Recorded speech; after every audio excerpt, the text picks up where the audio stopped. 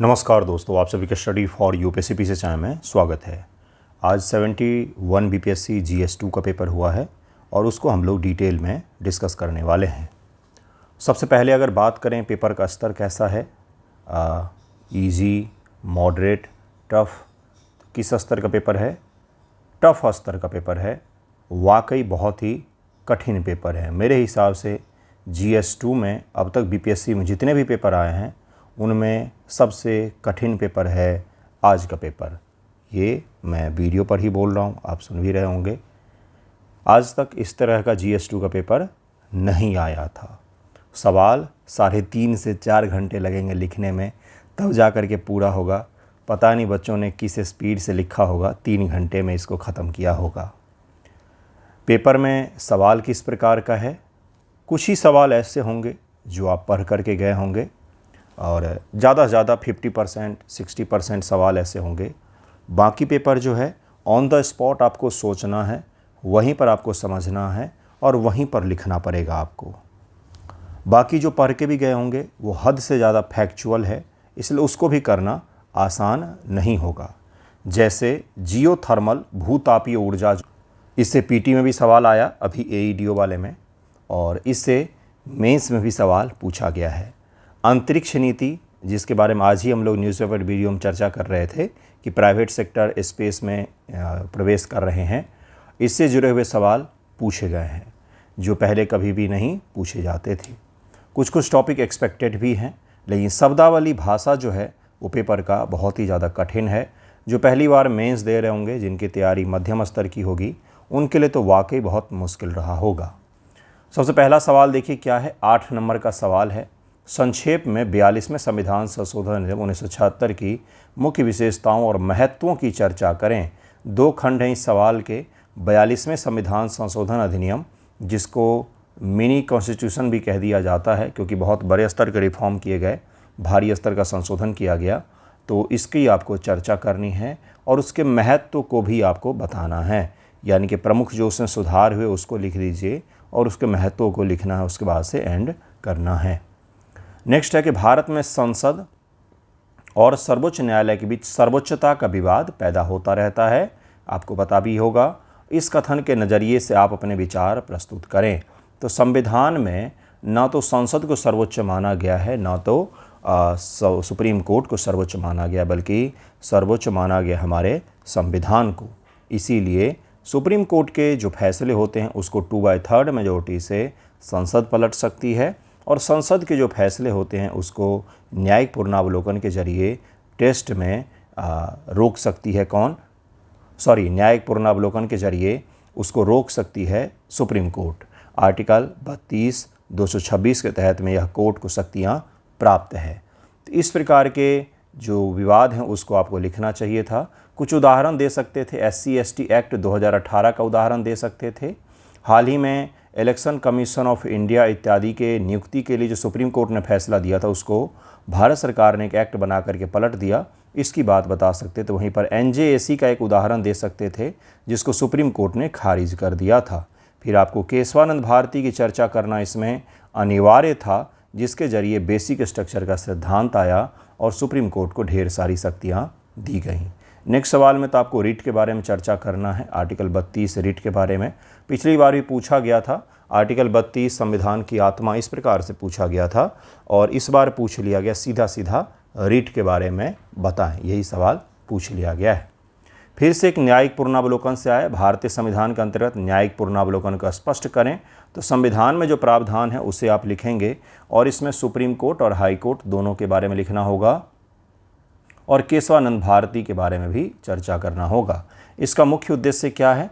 मुख्य उद्देश्य यही है कि संविधान की सर्वोच्चता को बरकरार रखा जाए, लोगों के लोकतांत्रिक जो अधिकार हैं उसको सुरक्षित रखा जाए, सरकारों को तानाशाह होने से रोका जाए, यही इसका मूल्य उद्देश्य है। मुख्य उद्देश्य न्यायिक पुनरावलोकन का यही है कि कोई भी नियम, आदेश, कानून जो है वो उस सीमा तक शून्य हो जाता है जिस सीमा तक वह मूल अधिकारों या किसी भी संविधान के द्वारा प्रदत्त अधिकारों का उल्लंघन करता है या उसको कमज़ोर करता है या कम करने का प्रयास करता है। आपको समझ में आ रहा है एक चीज़? भाइयों और बहनों जो भी देख रहे हैं 72 या 73 के लिए, जब तक लिखेंगे नहीं ना तब तक नहीं होने वाला है। पीटी तो एक बार को हो भी जाए, मेंस बहुत ही मुश्किल चीज़ है। असल तैयारी मेंस की ही होती है, प्रीलिम की नहीं होती है। और सबसे बड़ी चीज़ ये है कि 72 के लिए तो अब लिखने का समय भी चला गया। अब तो लास्ट का 2 मंथ बचा हुआ आपके एग्जामिनेशन में, मई और जून। जुलाई में तो आपका एग्ज़ाम ही है, तो उसके बाद 6 महीने मिलेगा, तो आप उसमें लिख लीजिएगा। फ़िलहाल के लिए 72 के लिए अगर पीटी के लिए आपको जुड़ना हो तो 5 मई तक का ऑफ़र है। 499 में आप डेली प्रैक्टिस के लिए जुड़ सकते हैं। उसके बाद से उसमें आपका पीटी तैयार हो जाएगा। जुड़ना हो तो बताइएगा, नहीं तो हमारे पास में काफ़ी बच्चे हैं भरे पूरे। देखिए अब लॉन्ग फॉर्मेट के किस प्रकार के सवाल पूछे गए हैं। यही मैंने कहा था कि GS2 का पेपर जिन्हें आसान लग रहा होगा, या तो बिल्कुल नहीं जानते होंगे कि टॉपिक क्या पूछा, या तो बहुत एक्सीलेंट होंगे। बहुत ही कठिन पेपर है, एक्सपेक्टेड से ज़्यादा हाई लेवल के सवाल हैं। शब्दावली को देखिए क्या कहा गया है। Constitutional nationalism and cultural nationalism, सांस्कृतिक राष्ट्रवाद और संवैधानिक राष्ट्रवाद दोनों में फ़र्क होता है। समझ की फ़र्क से आप इसको हल कर सकते थे, नहीं तो और कोई तरीका नहीं था। और सबसे बड़ी चीज़ है कि कल्चर से जुड़ा हुआ, जैसे हिंदुत्व बढ़ रहा है, हिंदू मुस्लिम विवाद हो गया, या फिर सांस्कृतिक रूप से कोई चैलेंज उत्पन्न होता है, या चुनाव का मुद्दा है, कास्ट का मुद्दा है, जिसको हम लोग क्या कहते हैं, सोशल इशूज। ये टॉपिक किस में आएगा, सोशल इशूज। वहाँ से एक सवाल की गारंटी बीपीएससी में हर साल होता है, वो भी लॉन्ग फॉर्मेट का। क्या होगा इसमें, संवैधानिक राष्ट्रवाद से पहले सांस्कृतिक राष्ट्रवाद क्या होता है बंधुओं, कॉमन हिस्ट्री, कॉमन भाषा, भाषा का राष्ट्रवाद देखा होगा आपने, कॉमन कल्चर, कॉमन संस्कृति, ये सब क्या होते हैं, हमारे सांस्कृतिक राष्ट्रवाद। जैसे जो आप पढ़ते हैं कि बाल गंगाधर तिलक महोदय ने शिवाजी महोत्सव शुरू किया था, तो सांस्कृतिक राष्ट्रवाद था, वो क्या था, सांस्कृतिक राष्ट्रवाद। वहीं पर संवैधानिक राष्ट्रवाद क्या होता है, संवैधानिक राष्ट्रवाद का उदाहरण क्या क्या होता है, ये लिखना पड़ेगा। लोकतांत्रिक वैल्यूज, मानवाधिकार, समानता, स्वतंत्रता, बंधुत्व और सभी को जगह, जैसे कि शेड्यूल 5 एंड 6 में हमने जनजातियों को स्वायत्त प्रदेश तक बनाने का अधिकार दिया हुआ है। ये क्या है, संवैधानिक राष्ट्रवाद। में कोई समानांतर रेखा है तो आप बता सकते हैं कि जब तक संवैधानिक राष्ट्रवाद नहीं होगा तब तक हम सांस्कृतिक राष्ट्रवाद को अचीव कर ही नहीं सकते हैं। जब तक भाषा के नाम पर विवाद होता रहेगा तब तक हम भाषा को लेकर के एकजुट कैसे हो सकते हैं। राष्ट्रवाद का मतलब ही होता है एकजुट होना राष्ट्र के लिए, किसी भी कारणों से, धर्म के आधार पर या संस्कृति के आधार पर, भाषा के आधार पर, इसी को कहा जाता है। तो बहुत ही सुंदर सा सवाल है, जिन्होंने भी फ्रेम किया आपको सलामी है भाई, बहुत ही शानदार सवाल है। देखिए क्या है, क्या सांस्कृतिक राष्ट्रवाद और संवैधानिक राष्ट्रवाद में कोई समानांतर रेखा है? बिल्कुल भी नहीं है, दोनों एक दूसरे के पूरक होते हैं, कोई समानांतर रेखा नहीं। नेक्स्ट है कि भारतीय संविधान के अंतर्गत सांस्कृतिक समझ के मुख्य तत्व क्या क्या हैं। तो भारतीय संविधान के अंतर्गत धार्मिक स्वतंत्रता की चर्चा की गई है, भारतीय संविधान के अंतर्गत भाषाई स्वतंत्रता की चर्चा की गई है, सांस्कृतिक स्वतंत्रता की चर्चा की गई है, अल्पसंख्यकों की चर्चा की गई है, अपने धर्म को मानने और प्रचार करने की स्वतंत्रता दी गई है। ये सब क्या हैं, तो सांस्कृतिक चीज़ों को बढ़ावा देने का प्रयास किया गया है, न केवल मूल अधिकार में, मूल कर्तव्य में, बल्कि हमारे संविधान के DPSP में भी चर्चा की गई है, जहाँ पर UCC जैसी चीज़ों की आप चर्चा कर सकते हैं, गौवंश की चर्चा कर सकते हैं आर्टिकल 48 में। इस प्रकार की चीज़ों को आपको लिखना चाहिए था। बहुत ही सुंदर सवाल है, जिन्होंने लिखा होगा बहुत समझदार व्यक्ति होंगे, तभी आप इसको अटेम्प्ट कर सकते हैं।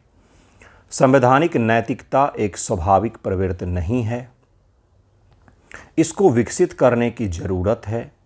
इस कथन के आलोक में संवैधानिक नैतिकता की आलोचनात्मक व्याख्या कीजिए, जो भारत के सर्वोच्च न्यायालय के द्वारा स्थापित किया गया है। यह कथन किसका है? इसीलिए कहते हैं कि कभी कभी सिलेबस के इतर भी जाकर के पढ़ना चाहिए। संवैधानिक नैतिकता एक स्वाभाविक प्रवृत्ति नहीं है, इसको विकसित करने की आवश्यकता है। यह कथन संविधान निर्माताओं में प्रमुख डॉक्टर भीमराव अंबेडकर जी का है, जिन्होंने कहा था कि संवैधानिक नैतिकता वो नैतिकता नहीं है जिसे समाज ने बनाया है, बल्कि वो नैतिकता होती है जिसको संविधान के द्वारा स्थापित किया जाता है। जैसे समाज में तो कास्ट बेस्ड डिस्क्रिमिनेशन होता है, समाज उसको ही नैतिक मान लेता है, वहीं पर संविधान में कास्ट बेस्ड डिस्क्रिमिनेशन या किसी भी प्रकार के डिस्क्रिमिनेशन, असमानता को, भेदभाव को जगह नहीं दिया जाता है। तो संवैधानिक नैतिकता स्वाभाविक प्रकृति नहीं है, बिल्कुल भी नहीं है। इसको विकसित करना चाहिए कि इस प्रकार से by law and order and by social reform, तब आप इसको विकसित कर सकते हैं। इस कथन के आलोक में संवैधानिक नैतिकता की आलोचनात्मक व्याख्या कीजिए। आलोचनात्मक व्याख्या जैसे ही सवाल में जोर दिया तो अब तो सोचना वाकई कठिन हो जाएगा। लेकिन क्या क्या हो सकता है इसकी आलोचनात्मक व्याख्या? तो सबसे पहली व्याख्या जो होगा भाइयों बहनों, कि संवैधानिक नैतिकता अपरिभाषित है, इसलिए इसको परिभाषित नहीं किया गया है कि पता चले कि आखिरकार होता क्या है, what is the limitation and where to apply. ये दो चीज़ें इसमें क्लियर नहीं है। पहली आलोचना तो इसकी यही हो गई। सेकंड आलोचना क्या हो जाता है? सेकंड हो जाता है कि संवैधानिक नैतिकता और न्यायिक सक्रियता, ये दोनों कई बार टकरा जाते हैं आपस में।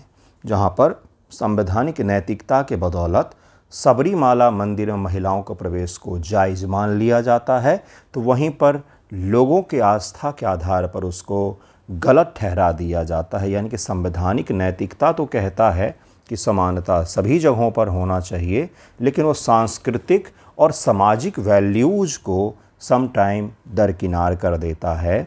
ये इसकी आलोचना में सबसे प्रमुख आलोचना हो जाएगा।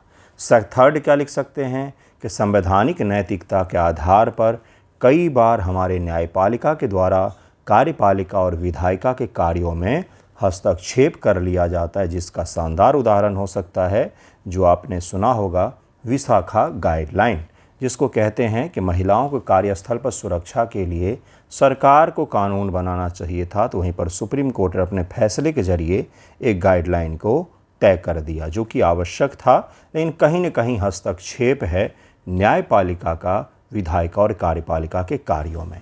तो ये आप आलोचना में लिख सकते थे। फिर इसके सकारात्मक पहलुओं को भी लिखना था। आई थिंक आप सभी को समझ में आ गया होगा।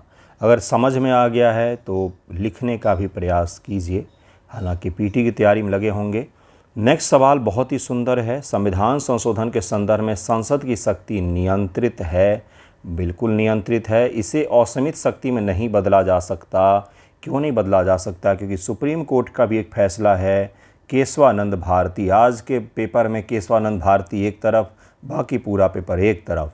केशवानंद भारती केस में सुप्रीम कोर्ट ने कहा कि संविधान के जो बेसिक स्ट्रक्चर हैं उसके अलावा आप जहां पर मर्जी वहां पर संशोधन कर सकते हैं।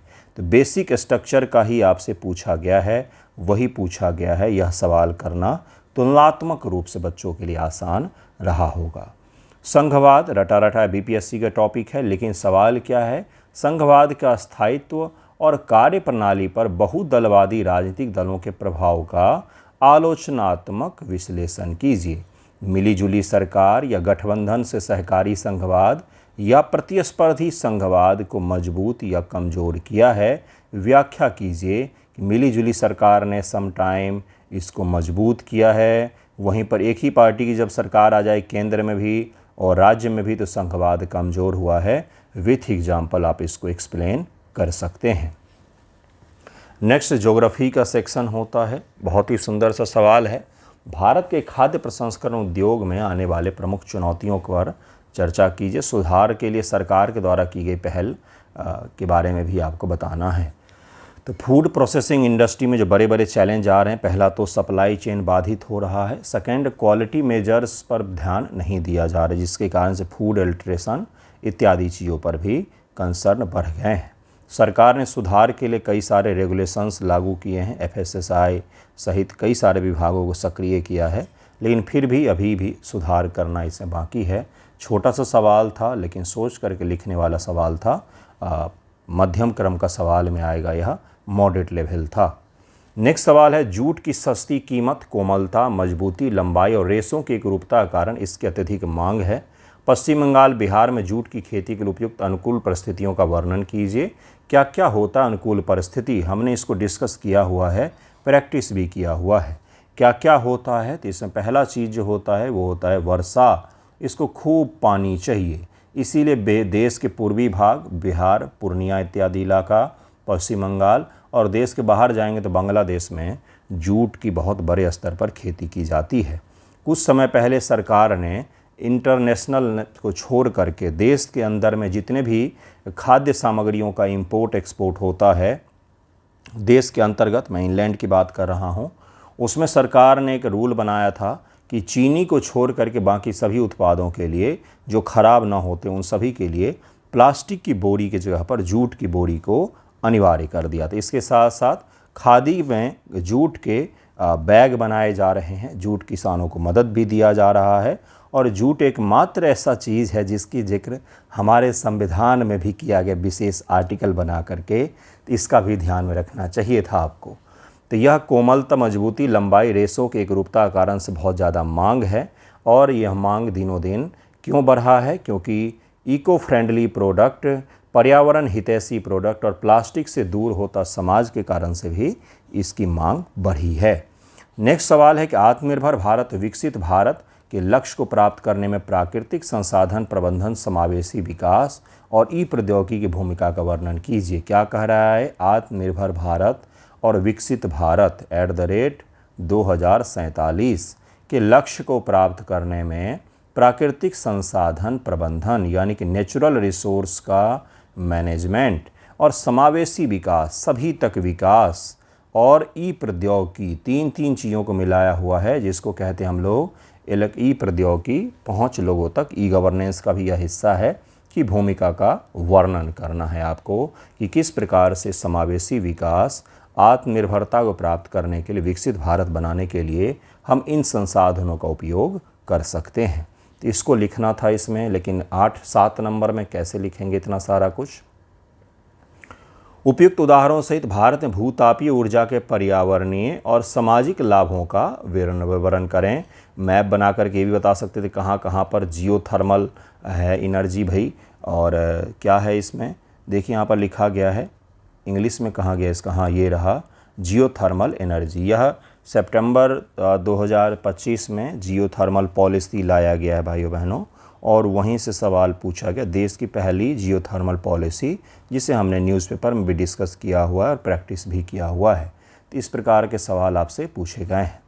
नेक्स्ट सवाल देखिए, थोड़ा सा आपको डाइवर्ट करने के लिए एक शब्द लिख दिया है दक्षिण बिहार, जबकि दक्षिण बिहार के लिए कोई स्पेशली योजना तो आई ही नहीं है, सारी योजनाएं तो पूरे बिहार के लिए आती हैं। हाँ, खेल वगैरह का थोड़ा सा दक्षिण बिहार में ज़्यादा ध्यान दिया गया और गंगा जल को घर तक पहुंचाने का जो नीतीश कुमार जी का प्लान था, योजना है, जिसको शुरुआत भी की गई थी 2022-23 में ही, उसमें थोड़ा सा ज़रूर है, बाकी कुछ भी दक्षिणी बिहार के लिए अलग से नहीं किया गया। लेकिन दक्षिणी बिहार शब्द जोर ज़रूर दिया आपको परेशान करने के लिए, लेकिन है 7 नंबर का ही। तो सारी जो बिहार सरकार की योजनाएं हैं उसे लिख दीजिए, और उसके अलावा खेल के इंफ्रास्ट्रक्चर काफ़ी डेवलप किए गए हैं, पर्यटन के इंफ्रास्ट्रक्चर दक्षिणी बिहार में थोड़े से ज़्यादा हैं, और इसके अलावा गंगा जल को घर तक पहुँचाने का जो लक्ष्य तय किया गया वो दक्षिणी बिहार के लिए, ज़िलों के लिए ही है।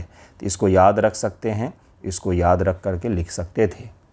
नेक्स्ट टॉपिक जो है बहुत ही सुंदर सा टॉपिक है, और कुछ दिन पहले ही मिजोरम में जब पहली बार रेल स्टेशन और रेलवे की पहुंच को बनाया गया, तो उस दौरान हमने इसको डिस्कस किया था कि रेल मिजोरम और नॉर्थ ईस्ट के लिए कितना ज़्यादा बेनिफिशियरी है और क्या क्या चैलेंजेज हैं, क्या क्या सरकार सुधार कर रही है, इसका हमने अध्ययन न्यूज़पेपर में किया था।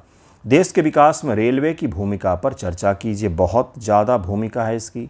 देश के उत्तर पूर्वी भागों में रसद क्षमता बढ़ाने में भारतीय रेलवे के सामने आने वाले भौगोलिक, आर्थिक और राजनीतिक चुनौतियों का आलोचनात्मक विश्लेषण कीजिए। भौगोलिक यानी कि टेरेन बहुत डिफ़िकल्ट है, जैसे ही आप असम के समय प्रवेश करते हैं तो टेरेन बहुत डिफ़िकल्ट है, जिसमें एक रेल लाइन का उद्घाटन हुआ था, तो उसका भी अध्ययन हमने किया था मिजोरम वाले का। आर्थिक चुनौतियां भी हैं, लागत बहुत ज़्यादा आता है, आउटकम लगभग में बहुत ही कम है।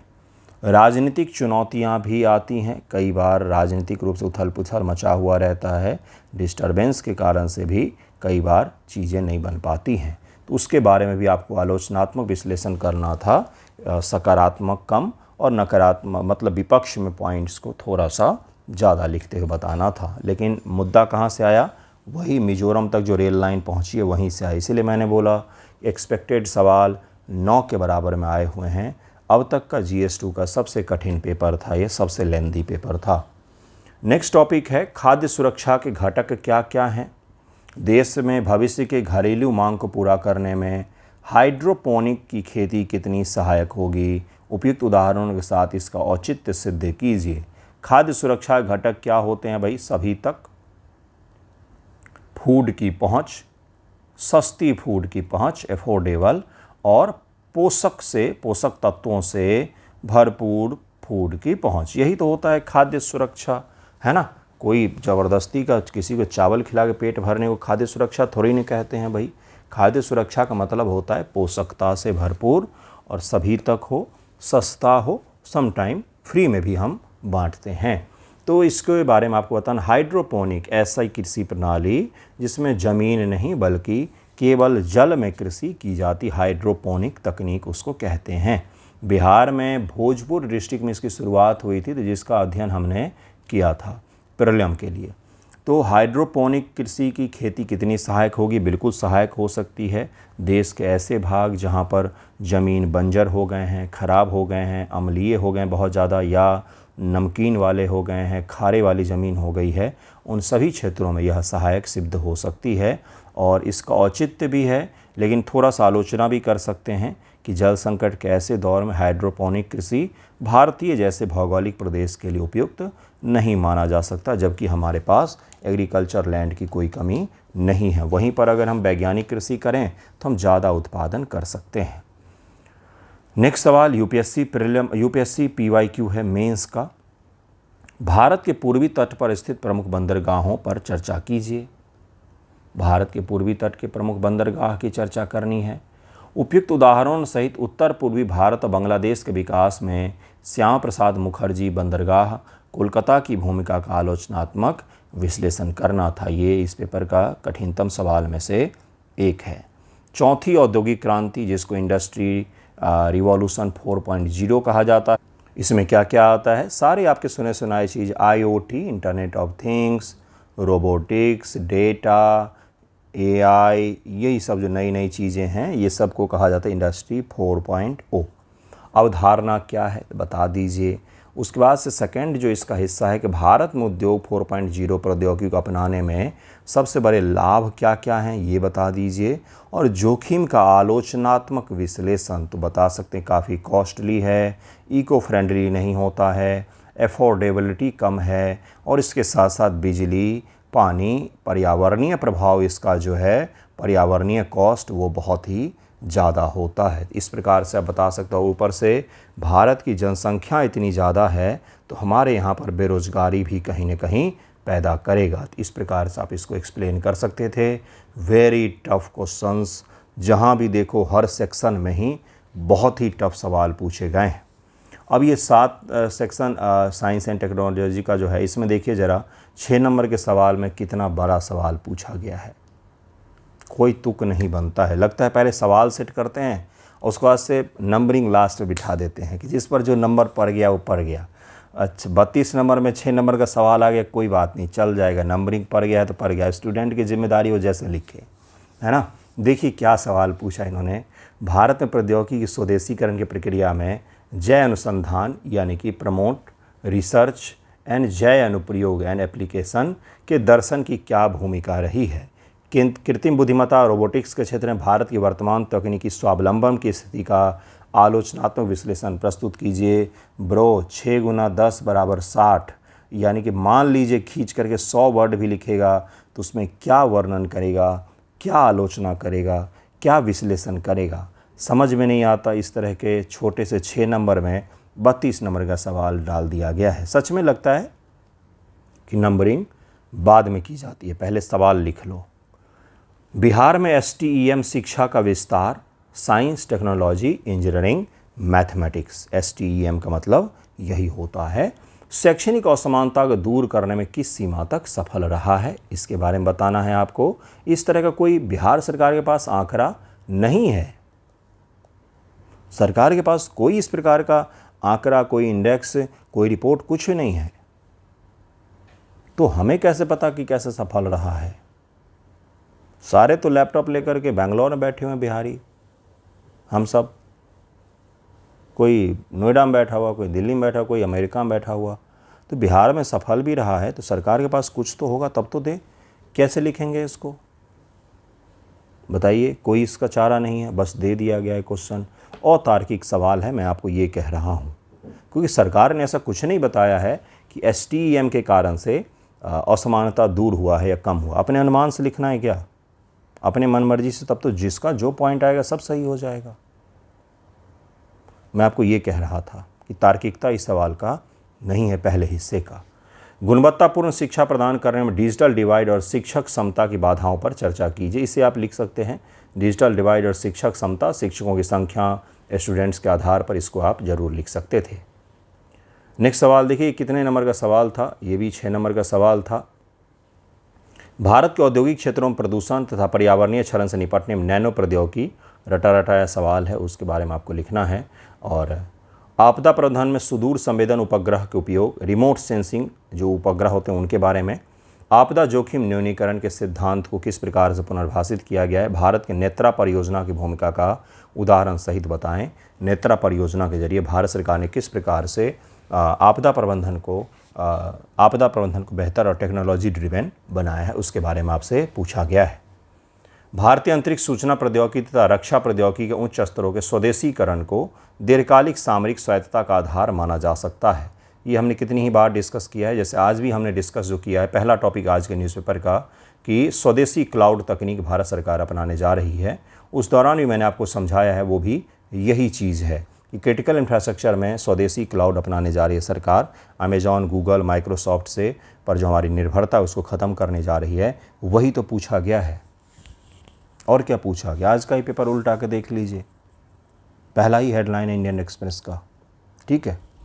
उल्लेखनीय राष्ट्रीय प्रगति के बावजूद पूर्ण स्वदेशीकरण में बाधा उत्पन्न करने वाले प्रमुख संस्थागत, वित्तीय और तकनीकी अवरोधों की परीक्षण कीजिए। संस्थागत इंस्टीट्यूशनल आधार पर किस प्रकार से लाल फीताशाही इसको रोकती है, फंडिंग किस प्रकार से कम है, और तकनीकी अवरोध किस प्रकार से कम है, इसको आपको बताना है कि स्वदेशीकरण में लाल फीताशाही, सरकार की घिसी पिटी पॉलिसीज किस प्रकार से बाधा बनती है, फंडिंग किस प्रकार से कम है, तो रिसर्च R&D पर सरकार 2% भी खर्च नहीं करती GDP का, आप ये बता सकते हैं। तकनीकी अवरोध क्या है, तो हमारे पास अभी भी तकनीकी निर्भरता बनी हुई है, बाहरी देशों पर भी आत्मनिर्भर नहीं हो पाए हैं। बेसिक सेमीकंडक्टर जैसी चीज़ें भी अपने देश में नहीं बन पाती है। यह सवाल इसमें ऐसा था जिसको लिख सकते थे, लेकिन पूछा है 6 ही नंबर का। संचार नेटवर्क के माध्यम से आंतरिक सुरक्षा को उत्पन्न चुनौतियों में सोशल नेटवर्किंग साइट एक बल गुणक के रूप में कार्य करती है। आंतरिक सुरक्षा बनाम नागरिक स्वतंत्रता के द्वंद्व का विश्लेषण करते हुए इनके न्यायिक और तकनीकी निहितार्थ बताइए। ये सवाल कहाँ से पूछा गया? बहुत सारे लोग हवा नहीं लगा होगा। ये सवाल पूछा गया है हर दूसरे दिन चर्चा में रहने वाला, और हमने हर चौथे पाँचवें दिन डिस्कस किया है कि सरकार ने किस प्रकार से ऑनलाइन रेगुलेशन को बढ़ाया है। कंटेंट हटाओ, 3 घंटे में हटाओ, 1 घंटे में हटाओ, 1 महीने में हटाओ, और उसके साथ में कई सारे ऐप लॉन्च किए हैं जिसके ज़रिए कंटेंट हटाने की रिक्वेस्ट की जाती है कंपनियों से और तुरंत हटा दिया जाता है, और URL को ब्लॉक कर दिया जाता है। तो ये सब चीज़ें जो हैं ये सरकार किसके नाम पर कर रही है? राष्ट्रीय सुरक्षा के नाम पर। तो राष्ट्रीय सुरक्षा बनाम आर्टिकल 21 के ज़रिए जो हमें दिया गया राइट टू प्राइवेसी या फिर राइट टू फ्री स्पीच जो हमें दिया गया है, वो कहीं ना कहीं बाधित होता है। उसी को आपको लिखना है इसमें, वहीं से सवाल पूछा गया, सवाल का रेफरेंस वही है। साइबर सुरक्षा के मूल सिद्धांत, डिजिटल सार्वभौमिकता की आवश्यकता तथा मनी लॉन्ड्रिंग रोकथाम अधिनियम PMLA की प्रभावशीलता के परिप्रेक्ष्य में एक समग्र आंतरिक सुरक्षा रणनीति घटक सुझाइए। PMLA एक्ट हमने डिस्कस किया था, मनी लॉन्ड्रिंग को रोकने के लिए सरकार ने बनाया था, और इसमें कुछ दिन पहले संशोधन भी किया गया, दूसरी या तीसरी बार। नई भारतीय अंतरिक्ष नीति 2023 ने निजी क्षेत्र के लिए द्वार खोले, जैसे आज ही हमने जो डिस्कस किया स्काई रूट कंपनी जिसने विक्रम 1 को प्रक्षेपित करेगी इस साल के अंत तक, उस कंपनी के बारे में हमने डिस्कस किया। भारत की पहली प्राइवेट कंपनी है अंतरिक्ष के क्षेत्र में। तो अंतरिक्ष के क्षेत्र में जो प्राइवेटाइजेशन हो रहा है उससे जुड़ा हुआ यह सवाल आपसे पूछा गया है। क्या यह परिवर्तन केवल प्रौद्योगिकी विकास तक सीमित है? इससे राष्ट्रीय सुरक्षा, आपदा प्रतिक्रिया तथा सीमा प्रबंधन के लिए भारत की क्षमताओं को गुणात्मक रूप से बदल दिया है। ड्रोन स्वार्म प्रौद्योगिकी, ये भी हमने पढ़ा हुआ है। उपग्रह आधारित संचार की सुरक्षा, GSLV कार्यक्रम के सामरिक महत्व के संदर्भ में भारत के अंतरिक्ष व संबद्ध प्रौद्योगिकी के लिए एक व्यापक सुरक्षा विकास नवाचार रणनीति के आवश्यक स्तंभों का प्रस्ताव रखिए। जैसे लग रहा है कि पूरा एक पैराग्राफ दे दिया है, अब उसमें से खुद के सवाल बनाओ तब जाके आंसर दो, इस प्रकार का लग रहा है। बहुत सारे इसके भाग हैं, अलग अलग भागों को तोड़ना पड़ेगा और जो मुख्य भाग है इसका वह है आपकी अंतरिक्ष पॉलिसी में परिवर्तन, उसके अलावा टेक्नोलॉजी, ड्रोन स्वार्म तकनीक, ये सब भी आपको लिखना पड़ेगा। तो सबसे कठिन अगर हिस्सा रहा GS2 में कोई तो वो कौन सा है? SNT, साइंस एंड टेक का जो सेक्शन है सबसे कठिन सेक्शन ये रहा। और GS2 का पेपर अब तक के सबसे कठिन पेपर रहे हैं, जिसमें इकोनॉमिक्स से सवाल नदारत हैं। इकोनॉमिक्स से सवाल नदारत हैं, इकोनॉमिक्स से सवाल नहीं पूछे गए हैं। जो पूछा गया है वो भी चलता फिरता ऊपर ऊपर का इकोनॉमिक्स पूछा गया है। बाकी इकोनॉमिक्स को BPSC ने इस बार निपटा दिया। एग्रीकल्चर जैसे टॉपिक जिससे हर साल सवाल आते थे, उससे हाइड्रोपोनिक तकनीक बस एक ही चीज़ पूछा गया है। पॉलिटी में भी कठिन सवाल आए हैं। तो इस बार का GS2 का पेपर जिनका भी अच्छा गया है, मुबारक हो आपको भाई, आप ऑलरेडी आगे चल रहे हैं। जिनका मध्यम क्रम गया है वो भी डरे ना, क्योंकि GS2 का पेपर इस बार डिसाइड करेगा कि कौन जाएगा कौन बाहर होगा। ठीक है, जैसे पिछली बार DI ने डिसाइड किया कि कौन जाएगा कौन बाहर होगा, इस बार GS2 का पेपर डिसाइड करेगा। तो आप सभी का बहुत बहुत धन्यवाद वीडियो देखने के लिए। चिंता मत कीजिएगा, ऑप्शनल अच्छे से दीजिए। रिजल्ट में बहुत सारी चीज़ें मायने रखती हैं, इसलिए अगर आप लिख करके आए हैं सारा सवाल तो भी चिल होकर के ऑप्शनल की तैयारी कीजिए। ठीक है, धन्यवाद आप सभी का।